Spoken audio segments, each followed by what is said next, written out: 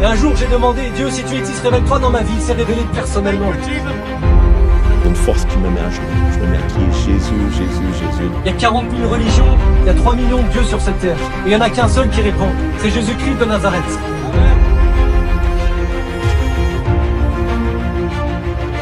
On travaille. Et nous, on veut te dire que ce soir, il y a de l'espoir. Il y a de l'espoir et cet espoir, il a un nom. Son nom, c'est Jésus-Christ. Et donc, Alléluia. God bless you, brother, and have a good night. Jésus est Dieu, Jésus est roi. Et il est venu ce soir pour te donner la paix dans ton cœur. Il est venu afin que tu crois en lui. Il y a 2000 ans, il a fait quelque chose que peut-être tu as entendu parler. Il est mort sur une croix. Il a décidé de prendre toute la souffrance, toutes les choses les plus terribles, les plus horribles que peut-être tu as vécues. Il a décidé de les prendre et il est mort pour toi, pour te réconcilier avec lui, afin que tu vives, afin que tu puisses avoir la paix, afin que tu puisses vivre éternellement avec lui. Jean 3,16 nous dit, car Dieu a tant aimé le monde qu'il a envoyé son Fils unique mourir afin que quiconque croit en lui ne périsse point, mais obtienne la vie éternelle. Et peut-être qu'aujourd'hui tu te dis la vie éternelle, ça n'a pas de sens. Car tu es sur cette terre, tu es cartésien, tu penses donc tu es. Mais je t'invite peut-être à penser que peut-être qu'il y a une vérité derrière ça. Peut-être que ton âme va vivre éternellement. Et peut-être qu'effectivement il y a deux endroits où elle pourra aller. Elle risque de vivre des millions et des millions d'années. Et Jésus est mort afin que tu puisses vivre dans un lieu de paix, afin que tu puisses le connaître, afin qu'il puisse te redonner de l'espoir dans ta vie. Peut-être aujourd'hui tu as des combats, tu luttes avec de la tristesse, de la dépression. Peut-être que tu luttes aujourd'hui avec des pensées de suicide. Peut-être que tu luttes ce soir avec des choses. Tu es allé voir des psychologues, tu es allé voir des psychiatres, mais rien de ces choses ne t'ont donné la paix. Eh bien ce soir on est venu te dire qu'il y a un Dieu sur cette terre, qu'il y a un Dieu dans cet univers. Son nom est Jésus-Christ de Nazareth. Il est venu, il est mort, il est ressuscité pour toi, pour te réconcilier avec toi. Et peut-être tu te demandes, mais qu'est-ce que je dois faire? Qu'est-ce que je dois faire? Elle est belle cette histoire, mais qu'est-ce que je dois faire? Eh bien, il n'y a pas grand-chose à faire. En fait, la parole est claire, elle nous dit que si tu crois en Jésus, si tu décides de mettre ta confiance en lui, si tu décides de l'accepter dans ta vie, eh bien, lui, tu vivras en lui et lui vivra en toi. Tu seras scellé avec lui pour l'éternité, sur cette terre et pour l'éternité. Et tout d'un coup, il va te donner un nouveau cœur. Il va te donner de nouvelles pensées, un nouvel esprit. La parole de Dieu nous dit, car je leur ai donné un nouveau cœur. Et je leur ai donné un nouvel esprit.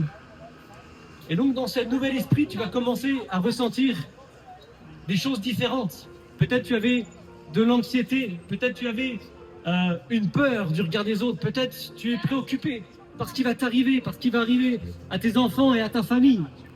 Mais Jésus a dit, venez à moi vous tous qui êtes chargés et fatigués, et je vous donnerai du repos. Jésus est venu pour te donner du repos dans ta vie. Il est venu pour ôter la lourdeur. Il est venu pour ôter la noirceur dans ta vie. Il est venu pour te laver, pour te nettoyer et pour te remplir de cet amour que tu as tant recherché. Peut-être aujourd'hui tu recherches cet amour. Peut-être c'est pour ça que tu sors, tu vas faire la fête, tu essaies de plaire à des garçons ou à des filles parce que tu veux être aimé. Mais Jésus t'a déjà aimé avant la fondation du monde. Il connaît chacune de tes pensées, il connaît chacun de tes combats. Il t'a créé avant même que tu naisses. Et il connaît toutes tes douleurs et tous tes combats et toutes tes difficultés. Et ce soir, nous voulons parler de cette personne que parfois le monde rejette, cette personne qui a été tellement noircie et dépeinte parce que les hommes lui ont fait, la religion lui a fait. Mais nous ne parlons pas d'une religion ce soir, nous parlons d'une relation. Une relation personnelle avec Dieu, avec Jésus-Christ. Jésus va frapper à la porte de ton cœur tous les jours de ta vie. Mais il ne va jamais se forcer au-dedans de toi. Parce qu'il t'a donné le libre arbitre de l'accepter ou bien de le refuser. Et ce soir, c'est ce que nous faisons. Nous propageons un message. Nous ne l'imposons pas. Libre à toi d'accepter ou bien de refuser. Et donc, ce Seigneur, il va toquer à la porte tous les jours de ta vie. Il va frapper. Toc, toc, il va frapper. Mais parfois, on va tellement être occupé par les choses de notre vie, par les préoccupations de nos vies, par les problèmes de notre âme qu'on va pas entendre sa voix. On va pas entendre ce toquement qui va frapper à notre cœur. Et Jésus a dit dans le livre d'Apocalypse, voici je toque à la porte de ton cœur. Et quiconque m'ouvre alors je vivrai en lui, et lui vivra en moi, et je dînerai avec lui. Et donc si ce soir tu décides de faire ce pas de foi, si ce soir tu décides peut-être d'ouvrir ton cœur à ce Jésus, eh bien je veux te dire une seule chose, ta vie ne sera plus jamais la même. Tes combats ne seront plus jamais les mêmes. Je ne dis pas que tu ne vas pas souffrir, je ne dis pas que tu n'auras plus de difficultés, mais il y aura quelqu'un à ce moment-là qui viendra combattre avec toi, qui viendra te donner de l'espoir, qui viendra t'aider dans tes difficultés. Tes problèmes auront un sens, tes difficultés auront un sens, toute chose aura un sens. Il y a un moment dans ma vie, je faisais plein de choses, mais ça stagnait tout le temps, je n'avançais pas. Mais au moment où j'ai accepté ce Jésus, eh bien la vie a commencé à prendre du sens. Je ne dis pas que les difficultés ont disparu, je dis juste qu'elles ont pris un sens. Alors qu'avant, elles servaient juste à nous fatiguer, à nous déprimer. Aujourd'hui, elles nous construisent, elles bâtissent notre caractère, elles bâtissent notre pensée, elles nous aident à être transformés, elles nous permettent de nous changer. Et donc Jésus t'aime, ne l'oublie pas, il est mort pour toi. Il t'appelle à garder cette intimité avec lui, à garder cette relation avec lui, car ce n'est pas une religion. Les hommes en ont fait une religion, mais je tiens à vous rappeler ce que c'est. Une religion, ce sont les hommes qui usurpent le pouvoir divin pour servir leurs intérêts, pour servir leurs désirs, leurs affaires. C'est ce que font toutes les religions. Mais Dieu n'est pas à confondre avec les religions.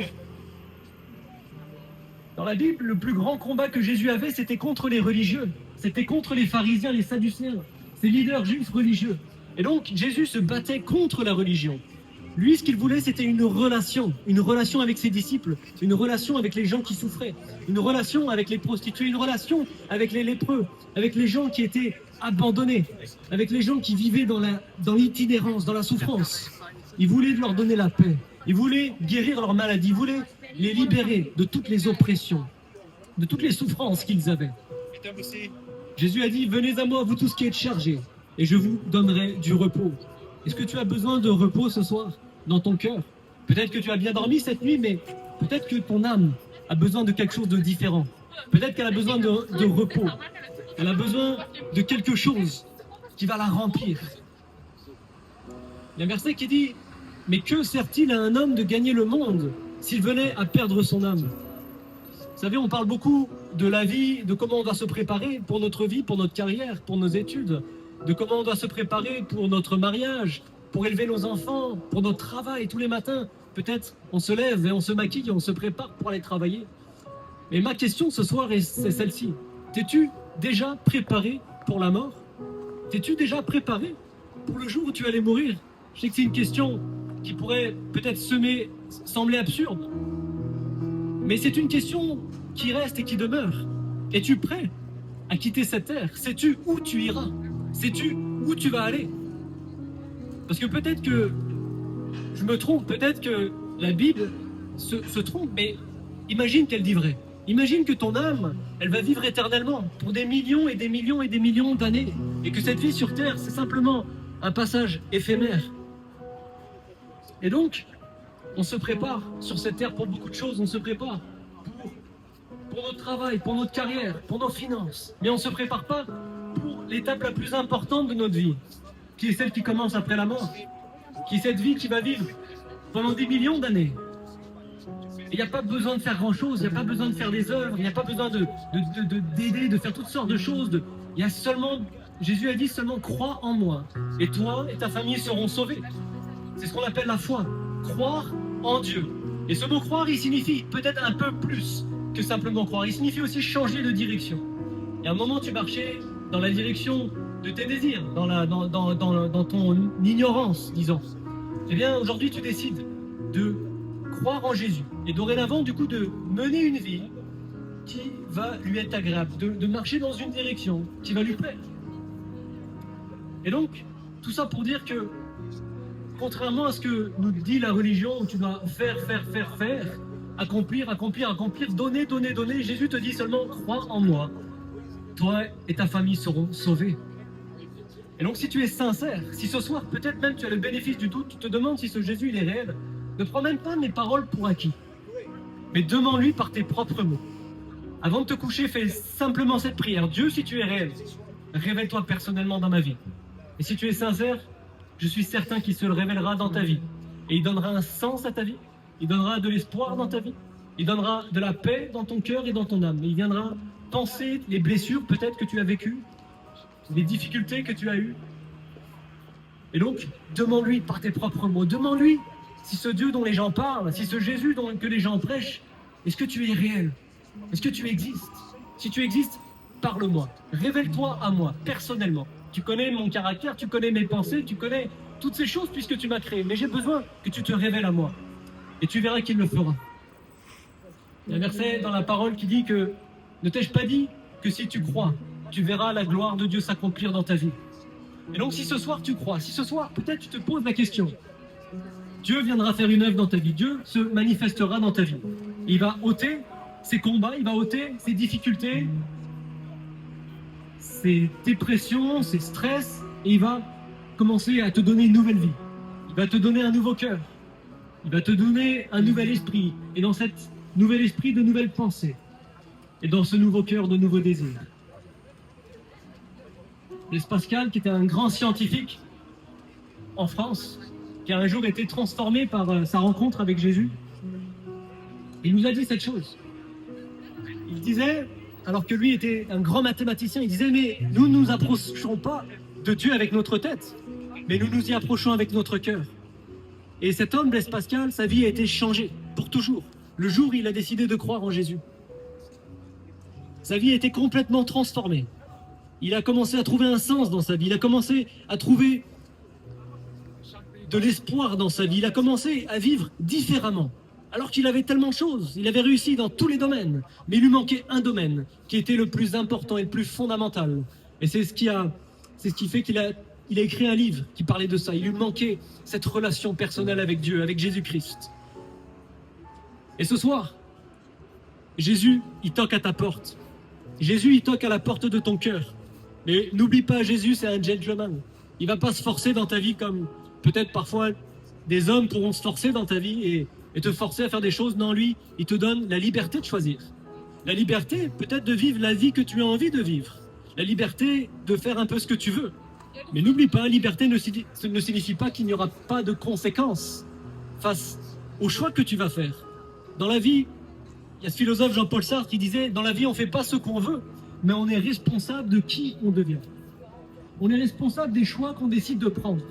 Chaque choix, chaque action, chaque décision dans nos vies vont avoir des répercussions. Et ces répercussions vont avoir des conséquences.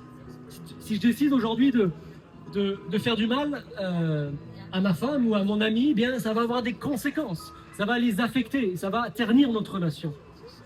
Tout ça pour dire que les choix que tu décides de prendre aujourd'hui, les décisions et chacune des décisions que tu vas prendre aujourd'hui, elles auront des conséquences. Tu peux vivre la vie que tu veux, tu peux faire les choses que tu veux, tu peux boire les boissons que tu veux, prendre les drogues que tu veux, mais ces choses-là, elles vont avoir des conséquences. La drogue, elle va avoir une conséquence sur ton corps. L'alcool va avoir une conséquence sur tes organes. Eh bien, de la même manière, le péché, ce qui nous sépare de Dieu, va avoir des conséquences dans nos vies. Elles vont nous affecter, elles vont nous déprimer, elles vont être comme un poids sur nous. Et souvent, on ne va pas se rendre compte de cette chose. Tout comme peut-être tu ne te rends pas compte que tu as une odeur qui te suit tout le temps. Et quand tu vas chez des amis, tu réalises qu'eux, ils ont une odeur. Et donc, tout ça pour dire que parfois, on ne réalise pas qu'il y a des choses dans nos vies qu'on fait qui ne sont pas correctes. On ne réalise pas, on est un peu aveuglé, on est désensibilisé face à ces choses. Mais aujourd'hui, Dieu, il veut redonner un sens à ta vie. Il veut te resensibiliser à ce qui est vrai, à ce qui est bon, à ce qui est beau. On vit dans un monde qui renverse les valeurs.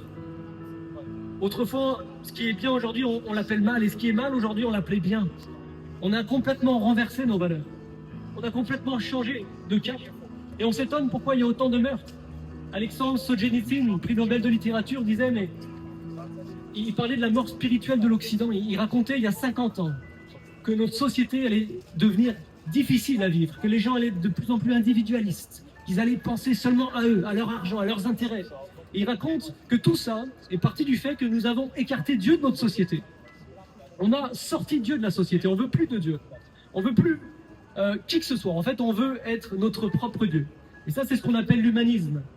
L'humanisme, c'est ça, c'est l'homme qui prend la place de Dieu. Et Dieu, on l'écarte de la société. Et aujourd'hui, le souci que ça fait, c'est que notre société, elle vit beaucoup de problèmes. On parle de progrès, on parle d'inclusion, diversité, de tous ces thèmes. On parle de progrès technique, on n'a jamais eu autant d'innovation. Aujourd'hui, tu peux prendre un téléphone et appeler n'importe qui, dans n'importe quel pays du monde. On a les téléphones, la technologie la plus forte du monde. Aujourd'hui, il y a des satellites qui peuvent entendre ce qu'on est en train de dire à présent, qui sont à des milliers de kilomètres. Et pourtant, il n'y a jamais eu autant de misère, il n'y a jamais eu autant de souffrance, il n'y a jamais eu autant d'individualisme, il n'y a jamais eu autant de dépression.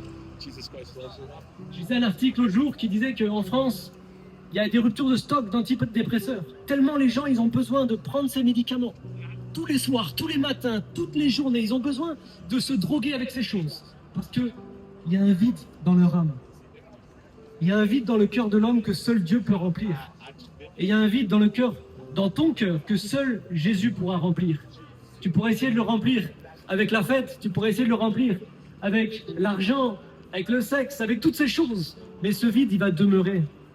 Aujourd'hui, on est à la recherche du plaisir, on est à la recherche de tout le temps, on veut plus de plaisir et de plaisir. Mais ce vide, il va demeurer parce que c'est pas le plaisir qui va le remplir, ton vide. C'est une relation avec Dieu.